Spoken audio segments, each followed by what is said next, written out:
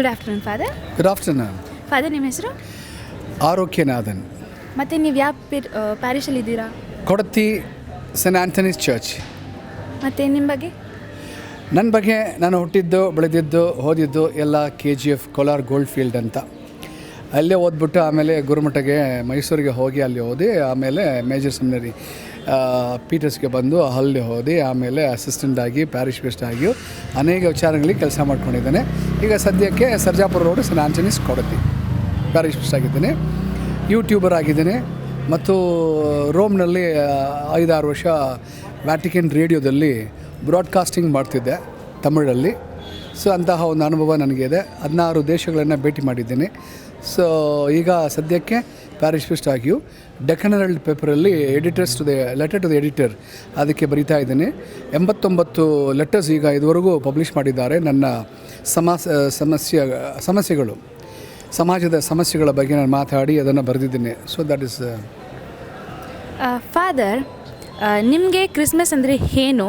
ಮತ್ತು ಈ ಕ್ರಿಸ್ಮಸ್ ಸೀಸನಲ್ಲಿ ನಾವು ಪ್ರೀತಿ ಮತ್ತು ಹೋಪ್, ಫೇತ್ ಅದೆಲ್ಲ ಹೆಂಗೆ ನಾವು ಮಕ್ಕಳಿಗೆ, ಜನರಿಗೆಲ್ಲರಿಗೂ ಸ್ಪ್ರೆಡ್ ಮಾಡೋಕ್ಕಾಗುತ್ತೆ? ಕ್ರಿಸ್ಮಸ್ ಎಂದು ಹೇಳುವಾಗ ಒಂದು ಜನನದ ಹಬ್ಬ ತಾನೇ. ನಾವು ಮಕ್ಕಳ, ನಮ್ಮ ಬೇರೆಯವರ ಜನನ ದಿನವನ್ನು ನಾವು ಆಚರಿಸ್ತೇವೆ. ಅದು ಎಷ್ಟು ಆಡಂಬರವಾಗಿ ಕೊಂಡಾಟವಾಗಿ ಮಾಡ್ತೇವೆ. ಅದೇ ರೀತಿಯಲ್ಲಿ ಈ ಕಡೆ ನೋಡಿದ್ರೆ ನಾವೆಲ್ಲ ಮಾಡೋದು ಮಾನವರಿಗಾಗಿ, ನಮಗಾಗಿ ಮಾಡ್ತೇವೆ. ಬೇರೆ ಇನ್ನೊಂದು ಕಡೆ ನೋಡಿದ್ರೆ ಪರಲೋಕದಿಂದ ಇಳಿದು ಬಂದ ಕರ್ತರಾದ ಯೇಸು ಕ್ರಿಸ್ತರ ಜನನವನ್ನೇ ನಾವು ಕೊಂಡಾಡ್ತಾ ಇದ್ದೇವೆ. ಸೊ ಈ ಕ್ರಿಸ್ಮಸ್ ಎಂದು ಹೇಳುವಾಗ ಫುಲ್ಟನ್ ಜಶೀನ್ ಎಂಬ ಒಂದು ದೊಡ್ಡ ಆರ್ಚ್ ಬಿಷಪ್ ಇದ್ದರು ಅಮೆರಿಕಾದಲ್ಲಿ. ಅವರು ರೇಡಿಯೋ ಸ್ಪೀಕರ್ ಮತ್ತು ಟೆಲಿವಿಷನ್ ಸ್ಪೀಕರ್ ಆಗಿದ್ದರು. ಅವರ ಚಿಂತನೆಗಳಲ್ಲಿ ನೋಡೋದಾದರೆ 3 ವಾಕ್ಯದಲ್ಲಿ ಅವರು ತಿಳಿಸುತ್ತಾರೆ ದೇವರು ಯಾರಿಗೆ ದರ್ಶನವನ್ನು ನೀಡಿದ್ದಾರೆ ಅಂತ. ಅವರು ಹೇಳಿದ್ದು 3 ಟೈಪ್ ಆಫ್ ಪೀಪಲ್. ಒಬ್ಬರು ದೋಸ್ ಹು ಥಿಂಕ್ ಅಂತ. ಥಿಂಕ್ ಅಂದರೆ ಹೇಗೆ? ಮಜಾಯ್, 3 ಮಜಾಯ್, 3 ಅರಸರುಗಳು. ಅವರು ಒಳ್ಳೆ ಮನಸ್ಸಿನಿಂದ ಚಿಂತನೆ ಮಾಡಿ ಹುಡುಕ್ತಾ ಇದ್ದರು ಮೆಸ್ಸಾಯ ಎಲ್ಲಿ ಹುಟ್ಟಿದ್ದಾರಂತ. ಅದಕ್ಕೋಸ್ಕರ ನಕ್ಷತ್ರ ಮಾರ್ಗದಲ್ಲಿ ಅವರು ಹೋಗಿ ಕರ್ತರನ್ನು ಅಲ್ಲಿ ಬೆತ್ಲೆಹೇಮಲ್ಲಿ ಭೇಟಿ ಮಾಡಿದ್ದಾರೆ ಅಲ್ವಾ. ಆದ್ದರಿಂದ ಈ 3 ರಾಜರುಗಳು ವೈಸ್ ಮೆನ್, ಪ್ರೂಡೆಂಟ್ ಆಗಿದ್ದವರು, ಒಳ್ಳೆಯವರಾಗಿದ್ದರು, ಓದಿದ್ದವರು ಕೂಡ.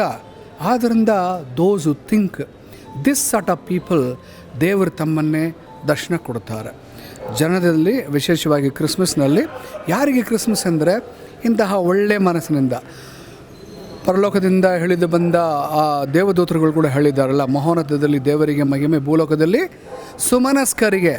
ಸುಮನಸ್ಕರಿಂದ ಏನರ್ಥ? ಒಳ್ಳೆ ಮನಸ್ಸುಳ್ಳವರಿಗೆ ಮಾತ್ರ ಅಂತಹ ದರ್ಶನವನ್ನು ನಾವು ನೋಡ್ಬೋದು. ಎರಡನೇದಾಗಿ ದೋಸ್ ಡೂ ನಾಟ್ ಥಿಂಕ್, ಭಾಳ ಸಿಂಪಲ್ಟನ್ ಅಂಥವ್ರು ಯಾರಂದರೆ ಕುರುಬರಿಗೆ ಅವ್ರಿಗೆ ಗೊತ್ತಿರೋದೆಲ್ಲ ಹುಲ್ಲು ತೋಟಗಳು ಅಥವಾ ಬೆಟ್ಟಗಳು, ನೀರು, ಕುರಿಗಳು, ಪುಟ್ಟ ಗುಡಿಸೆಗಳು ಅಷ್ಟೇ. ಅವರು ಓದಿದವರಲ್ಲ, ದೇ ಆರ್ ನಾಟ್ ಲರ್ನರ್ಡ್ ಅಲ್ವಾ. ಅಂಥವರಿಗೆ ಭಾಳ ಸಿಂಪಲಾಗಿ ಹ್ಯುಮಿಲಿಟಿ, ತಾಳ್ಮೆಯಿಂದ ಇರುವ ವ್ಯಕ್ತಿಗಳಿಗೆ ದೇವರು ತಮ್ಮನ್ನೇ ವ್ಯಕ್ತಪಡಿಸುತ್ತಾರೆಂಬುದು. ಸೊ ದೋಸ್ ಹು ಥಿಂಕ್, ದೋಸ್ ಹು do not think. And the third category ಭಾಳ ಇಂಪಾರ್ಟೆಂಟ್ ನಮಗೆಲ್ಲರಿಗೂ. ದೋಸ್ ಹು ಥಿಂಕ್ ದಟ್ ದೇ ಥಿಂಕ್ ಅಂದರೆ ಅರ್ಥ ಏನು ಗೊತ್ತಾ?